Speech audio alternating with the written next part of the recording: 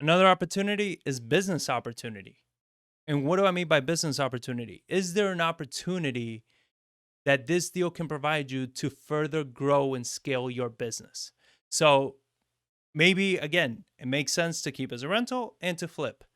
But if you flip it, you're going to get a huge influx of cash, which might help you execute some systems and some other things that you needed in your business, right? Maybe it's going to allow you to hire some people. Maybe it's going to allow you to buy that software that you needed to manage your rentals or your rehabs or whatever it may be. So that influx of cash, even though, maybe you want the rental, but that influx of cash is actually going to help you and build out your systems and your processes better, so then your business can become that much more stronger, much more powerful. Another thing for business is maybe you want more predictable cash flow. So then a rental makes more sense.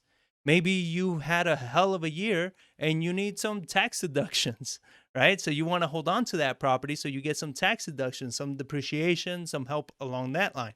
Because if you flip all your properties, you're not really ever getting the tax advantages that are available when you hold real estate. The whole purpose of investing in real estate, right? So you got to look business wise. This property, where does it make the most sense? Does it make more sense for cash flow? Does it make more sense for a big influx of cash? Because then I can deploy it in these areas.